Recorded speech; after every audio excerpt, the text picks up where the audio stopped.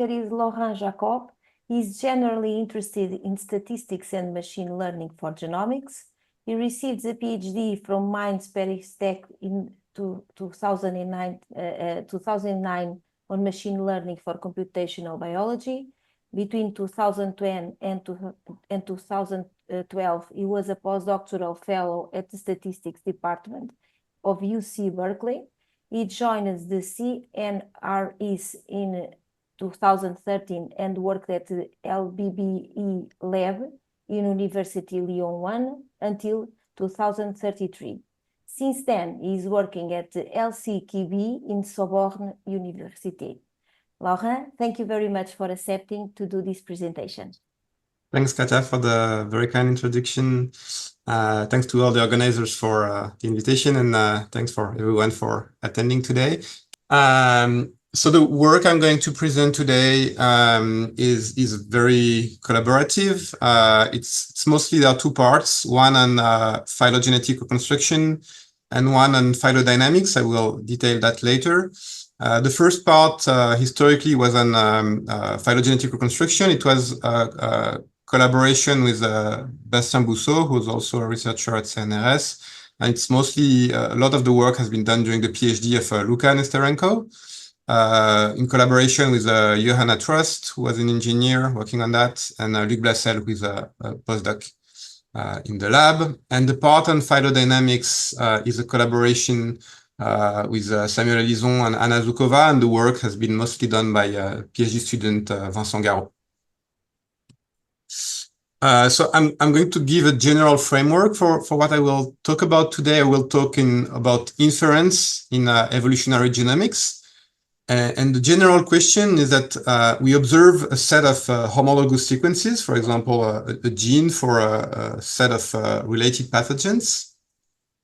And we want to say something about their evolutionary history. So, for example, what's the tree that recapitulates their evolution from a common ancestor? Or if we work on epidemiology, what's a quantity like the reproduction number of the epidemics, for example?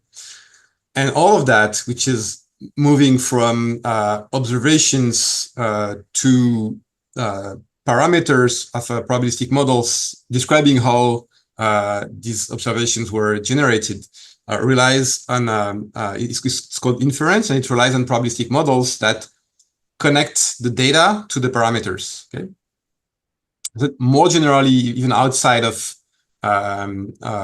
evolutionary biology, statistical inference is the question is what you do when you have a model that relates, like I said, observation. So here it will be sequences to parameters. So to fix the IDs, we can say the parameter is the tree, for example. And then so you have this model that relates the two. You have observed sequences, and from that you want, for example, a point estimate of the parameter of the tree. Or if you have a prior on the parameter, you can do Bayesian analysis, and instead of having a point estimate, move to a posterior estimation of the posterior distribution of the parameters of the tree, for example, given the sequences. Okay, and this is all well known. It's very classical statistics. For example, the most common approach for that is what's called maximum likelihood based inference. Where you just say, if I want a point estimate, what I'm going to do is find the value of the parameters that makes, under this model, that makes my data as probable, as likely as possible, okay? Or if you want to do a posterior estimation, you can use something like MCMC to sample from the posterior distribution. But even if you do that, it will involve at some point to compute the likelihood of the data given the parameter, okay, the sequences given the tree. And why I'm pointing that, it's because in realistic models, this model, this probability law can become complicated and expensive, or even impossible to compute analytically, okay? So in several cases, this will be the case that computing the likelihood will be unrealistic, but sampling from the model can be cheap. So just to, if you're not that familiar with probabilities, you can think of Gaussian distribution, right? If you have a Gaussian distribution, there are two things you can do. You can sample data. You can say, okay, it's centered on this point. It has this variance, so I will sample data from that. Or you can say, what's the probability of this particular value under this Gaussian, okay? And for the Gaussian, both are very easy to do.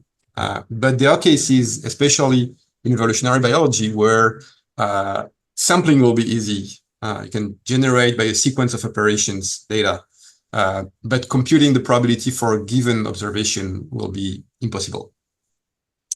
And we want to be able to use this fact, the sampling part, for inference. That is, if I have an observation, can I use this ability to sample to compute, for example, the most likely parameter, the most likely tree? And this is not new, really. It's the most well-known approach for that is called ABC. It's approximate Bayesian computation. Again, the idea is to perform inference by sampling instead of evaluating the probability of the data given the parameter. So here, so I'm using the common cartoon for that. So imagine here they have observational data, but in our case, it will be, let's say, a set of homologous sequences, okay, instead of a curve here. And from that, we will extract a statistic. Well, for example, a number or a set of numbers that summarize our alignment, okay, of sequences.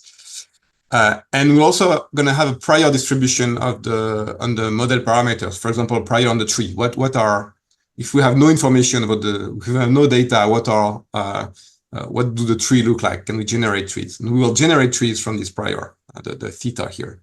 Okay, and from these trees, we will generate simulate data, so mock alignments of sequences. And once we have done that, we have things that are homogeneous to our observation that are also alignments, okay? And we can extract statistics, the same statistics from that, a number or a vector. And then what we can do is say, I'll only keep the simulations that gave simulated data that look enough like my real data, okay? And then I can backtrack because I generated the data. So I know which parameter, which tree, for example, I use to generate the data. And I can simply use this empirical set of parameters as my posterior estimates. And this is a valid approach. It's been very well studied, okay? It's very actionable approach, very, very concrete way to do that. And it's also, if you manage to understand, it's quite intuitive if you think of it.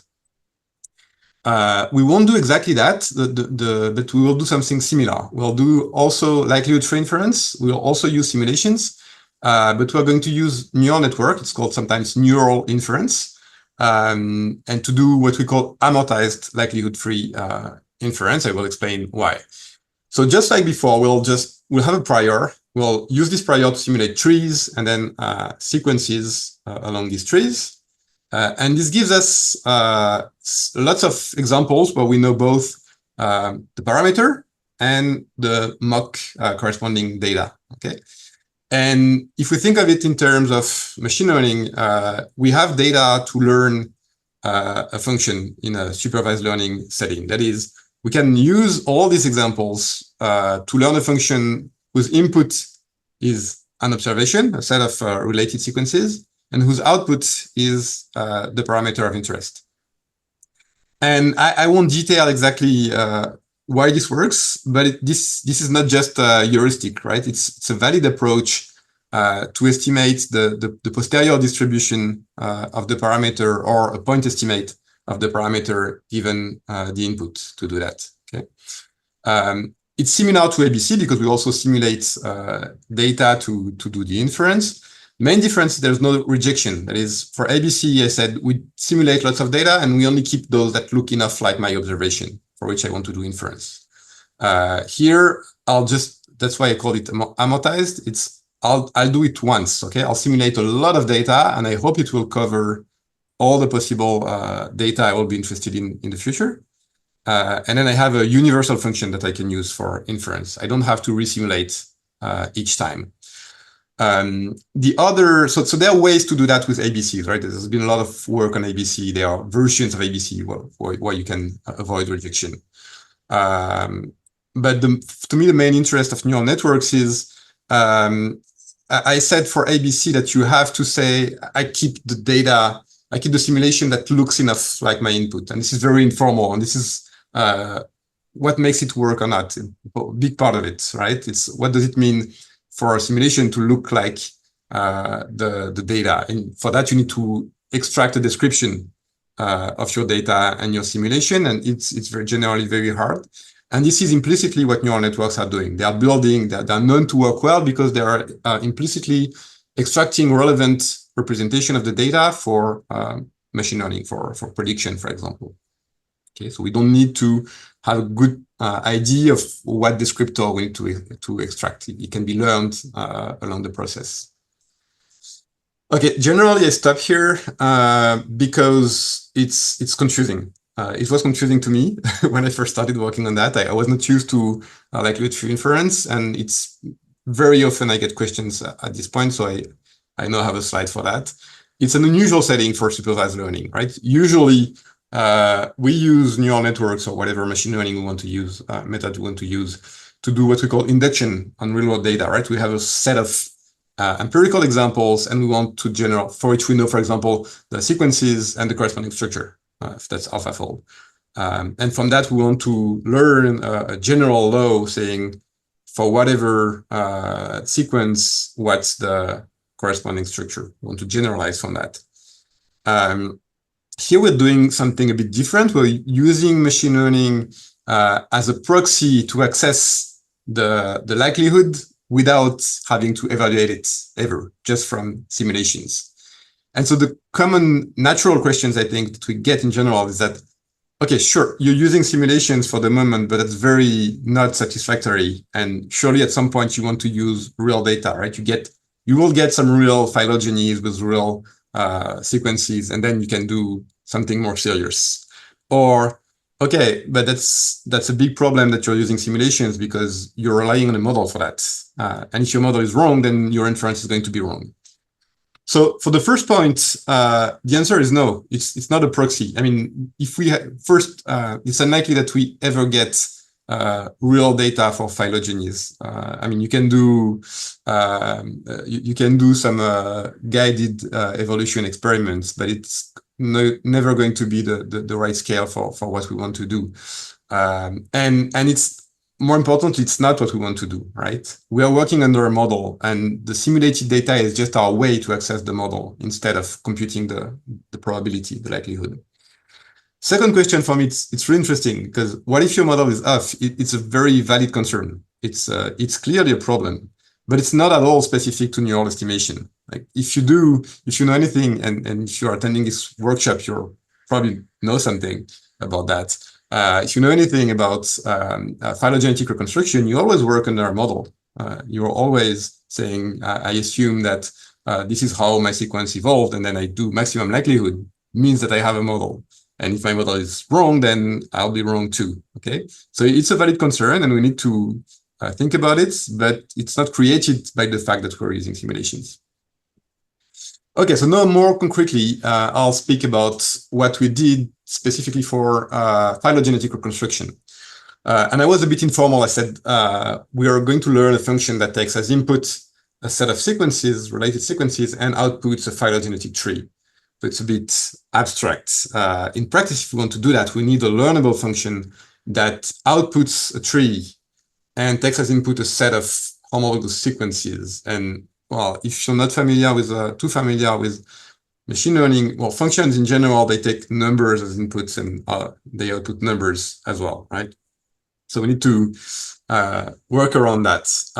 The way we do it, we work around the first problem by not predicting a tree, but instead predicting the set of what we call evolutionary distances over this tree. Evolutionary distances are, if I know the real tree, I can compute the distance on the tree between all pairs of sequences. And if you're familiar with phylogenetic reconstruction, you know that if I know all these distances, I have the guarantee that I can reconstruct the real tree, right? It's not a trivial result, but it's what neighbor joining is doing, for example. So It means that it's a good proxy. If I'm able to reconstruct, to predict correctly all the pairwise distances, which are numbers and easier to work with, then I can just give them to neighbor joining or fast ME or something like that, and then things should work. I should get a good phylogeny. And then there's the question of which function text has input a set of related sequences. And for that, I'll spend some time on that. We're going to use what's called a self-attention. Okay, so this is the general overview of the method. We start from of the function. We'll start from a set of sequences. We'll use, I'll explain what's called one-hot encoding for these sequences.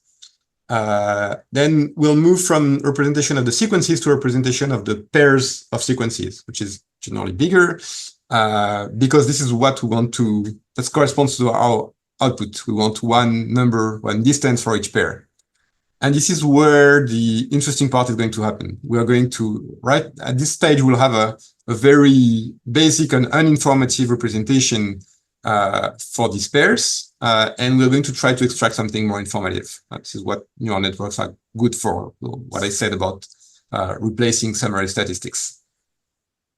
Once we have, hopefully, this good representation, whatever that means, for the pairs, we're just going to use a simple, completely connected, fully connected neural network on each of these representations for each pair to output a number, which will be the prediction for the distance on the tree. Okay, and this is where learning is going to happen.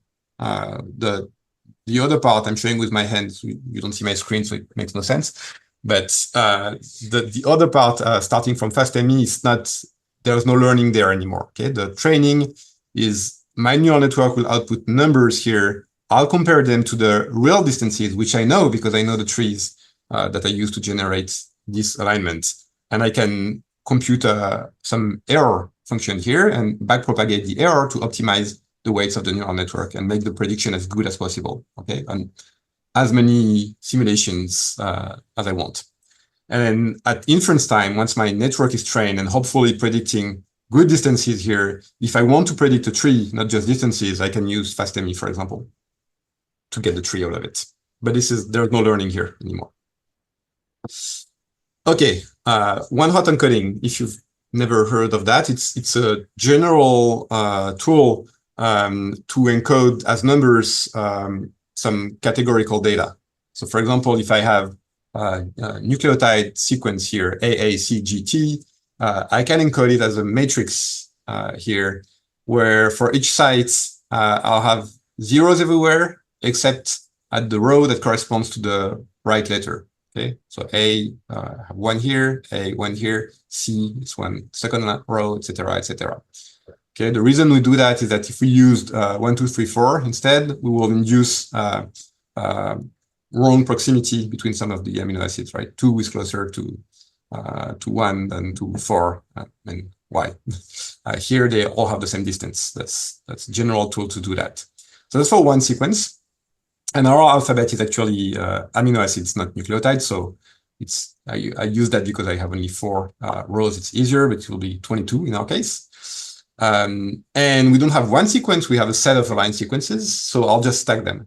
Okay, so I get this kind of cube here, where I have one dimension for the sites, one for the sequences, and one for the embedding dimension, which will be the number of amino acids in my case. So I'll get this cube of zeros and 1, which represents the basic representation of my multiple sequence alignment MSA. And like I said, I'm going to move from this representation of sequences to representation of pairs of sequences, because this is the object I want in the end. And this is a choice we could do. We're trying to do otherwise. The reason is that this is growing quadratically with the number of sequences. But right now, this is what we're doing. And we're doing something very, again, here, no learning at this stage. We're doing something very naive. We're just, the representation of a pair is the average of the representation of the sequences. So if this is the pair of sequences, if both have the same letter, then it will be just a 1 at this letter. If they have different letters, it will be 1/2, 1/2. Okay. So at this stage, we have this cube, this set of number of pairs times length amino acids encoded each as a 22-dimension vector with 0, 1s, and 1/2. Okay, this is where we need to learn something a bit more expressive that better represents the whole alignment and not just each site independently. And what we want as a property for this function is called invariance with respect to permutation.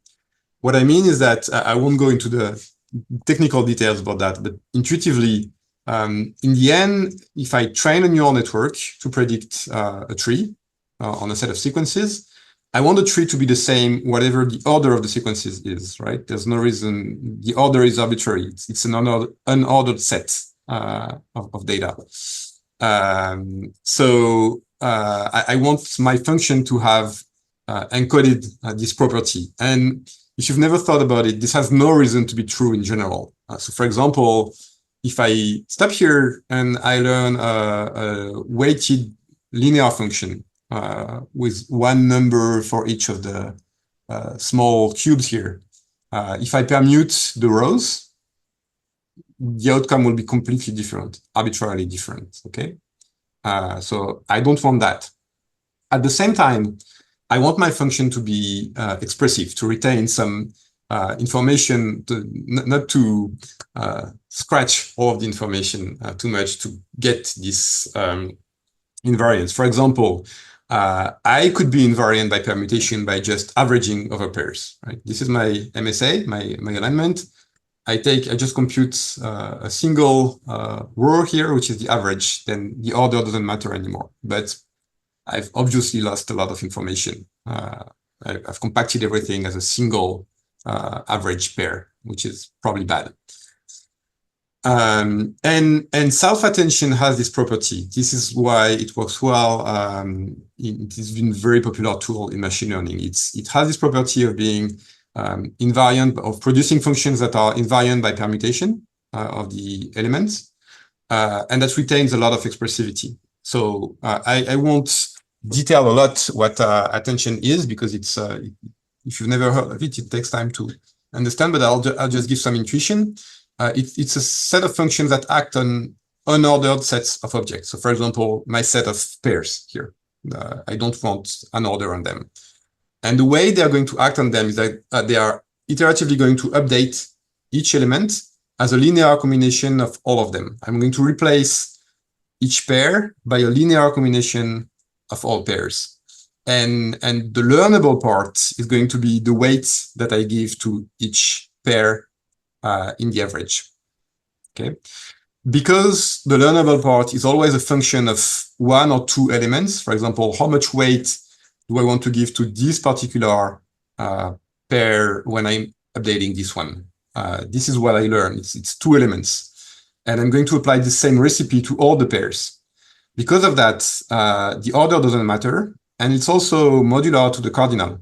I've learned a recipe over a set of objects. I can learn it over 20 sequences and apply it to 100, which is what we're doing in the end. Okay. And intuitively, what we're doing by that is because we are optimizing these functions with respect to the endpoint, which is correctly predicting the distances, I'm building a representation for the pair, which is aware of the whole set. Right. In the end, when I start, I'm here, I only know the amino acid at this site. In the end, I can get whatever information I want about the whole alignment at each site. Okay? And what I'm going to extract is going to be learned. Before I give more intuition about that, just say one word about the fact that it's a bit confusing, but we also need invariance with respect to the permutation of the sites in our case. And it's a bit confusing because when you have a sequence protein, for example, you know that the order of the sites is very important, right, to get the right folding and the right function. If you just permute the amino acid, it makes no sense.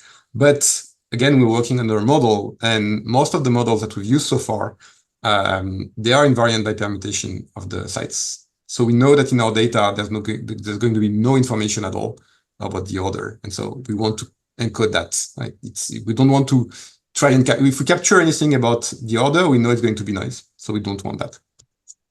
And so we alternate between attention along the rows and attention between, so attention between the sites and attention between the pairs. I don't detail that, just detail. What do I mean by set-aware representation of residuals? We're starting with the one-hot encoding representation. If you think of it in terms of single sequence, for example, it's saying, I'm an alanine at this site. That's all the information you get, only about this site in this particular sequence.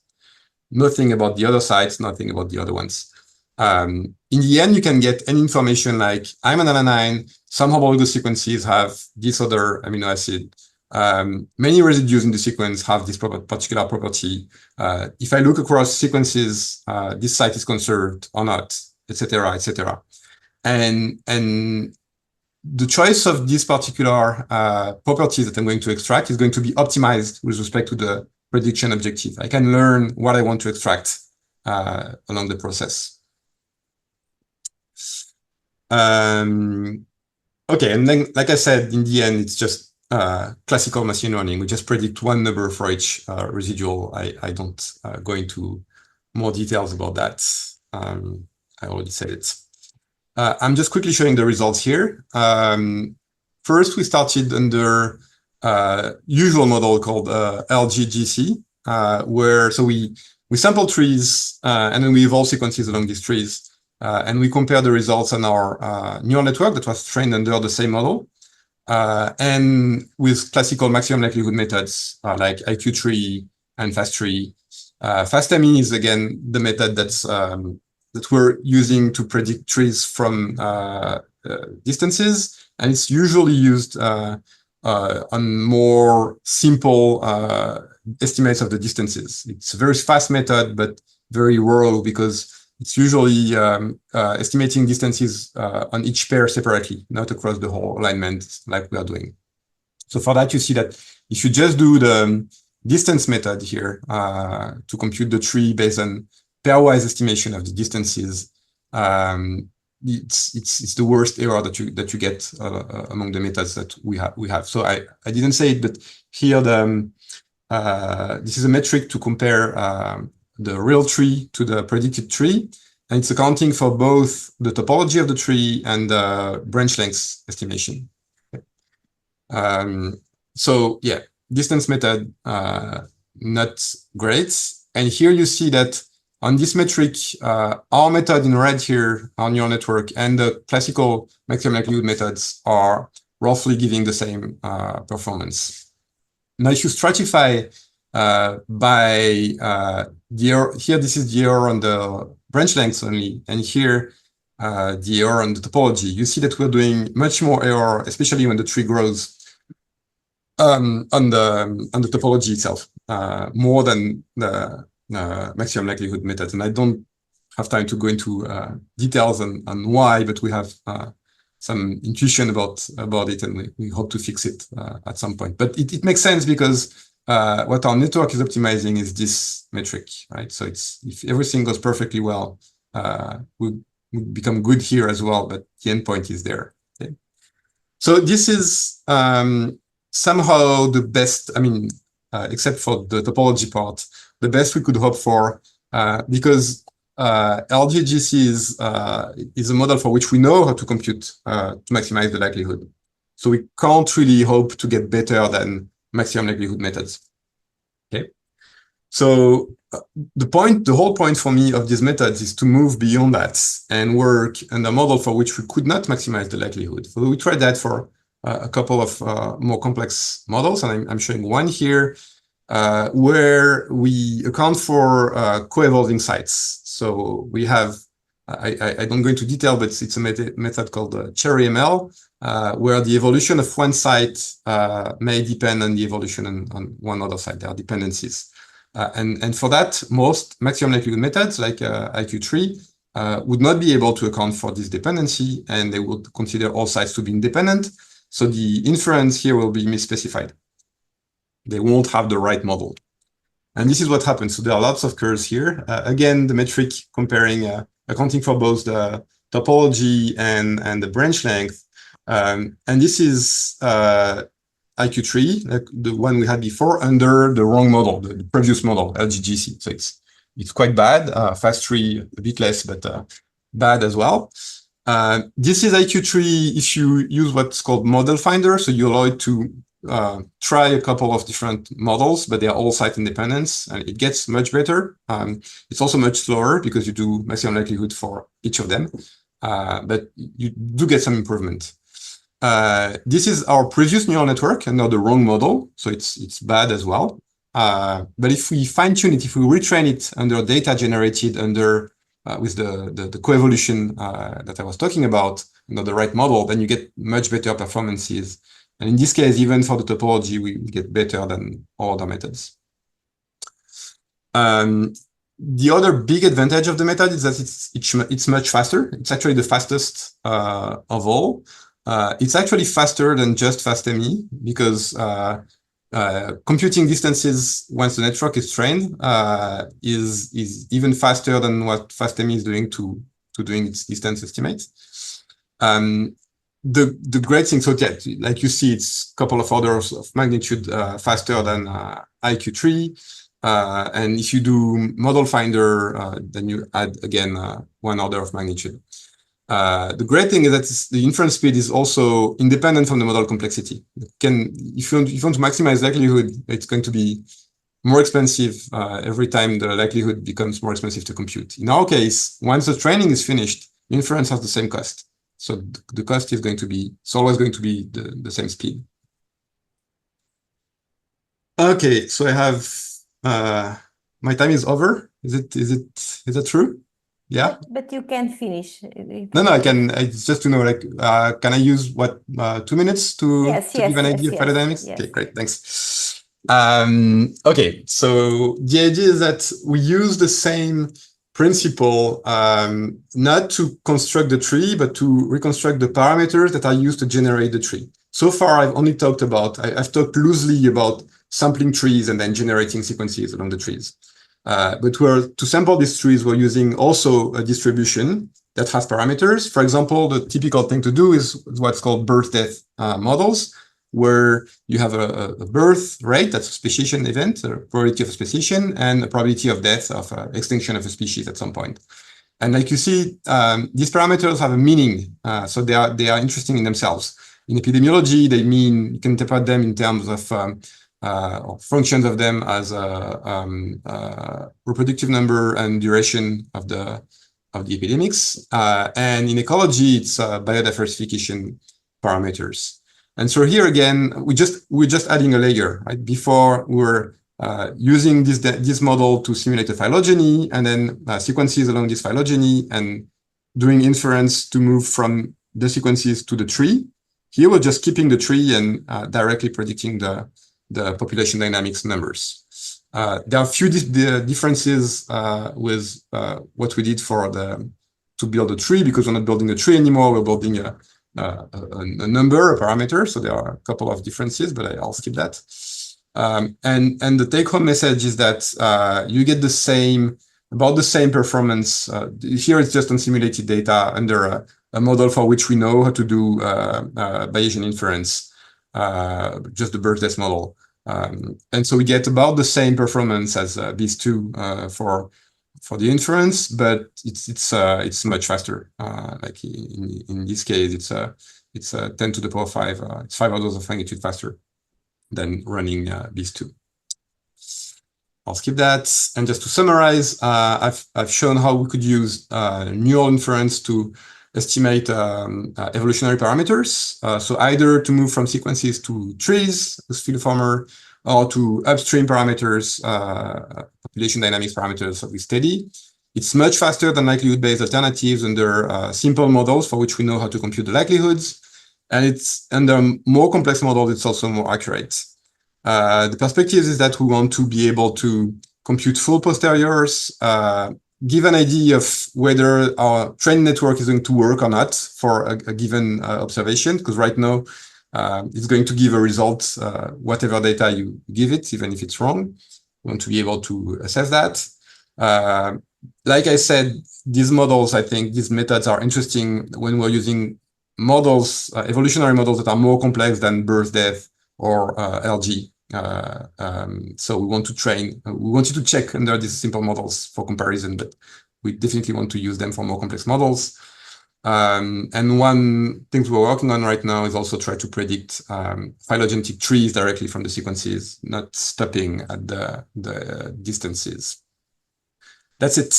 Thanks a lot for your attention.